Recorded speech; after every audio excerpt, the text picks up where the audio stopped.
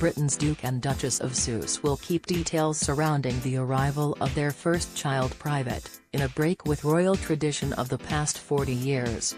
The Duke and Duchess of Sussex are very grateful for the goodwill they have received from people throughout the United Kingdom and around the world as they prepare to welcome their baby, Buckingham Palace announced in a statement Thursday.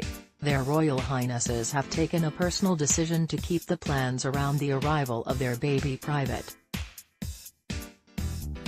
The Duke and Duchess look forward to sharing the exciting news with everyone once they have had an opportunity to celebrate privately as a new family. Richard Fitzwilliams, a royal expert, said the announcement is a conscious decision by the couple to do things their own way and to savor this important moment in their lives. He acknowledged the huge global interest surrounding the birth of baby Sussex as the first child of American-born Meghan, and noted that it will equal the birth of Prince George. It will also be the first biracial royal baby, which will mean a great deal to the Commonwealth, Britain and the wider world, he said.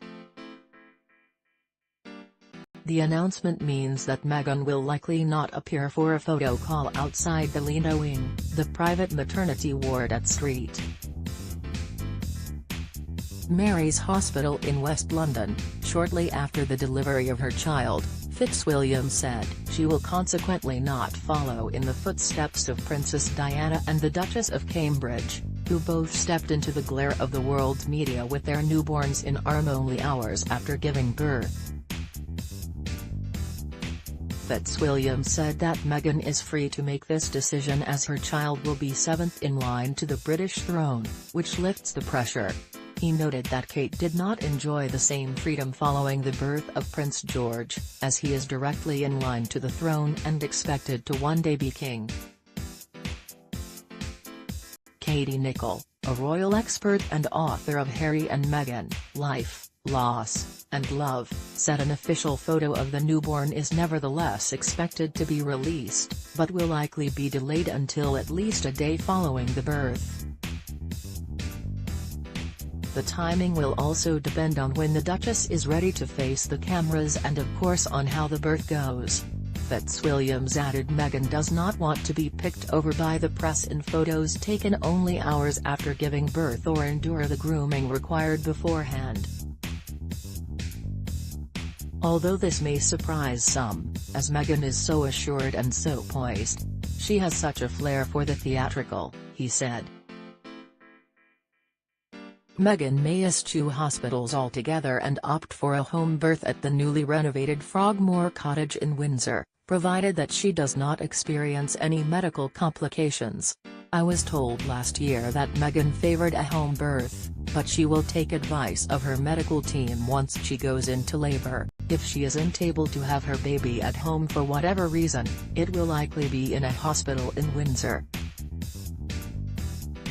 She is hoping for a natural birth in any case, Nicholl said. Royal birth traditions. While both Princess Diana and Kate opted for hospital births, it was previously tradition for heirs to the throne to be born in royal residences.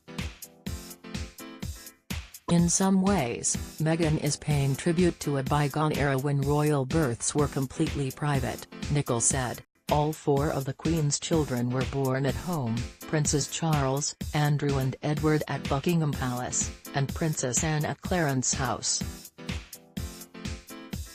The Queen herself was delivered via caesarean section in 1926 at her grandfather's home at 17 Bruton Street, Mayfair, and Prince Philip was born at Mon Repos Villa on the Greek island of Corfu in 1921.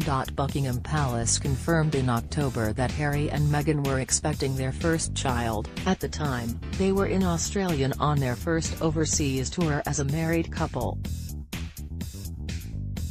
The royal pair did not announce an exact due date and instead confirmed the baby will be born in the spring of 2019.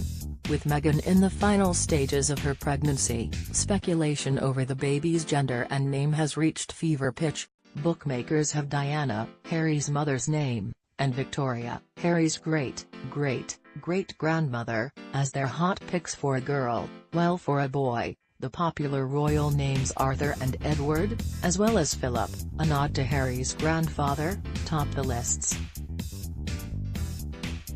Baby Seuss will become the seventh in line to the British throne, behind grandfather Prince Charles.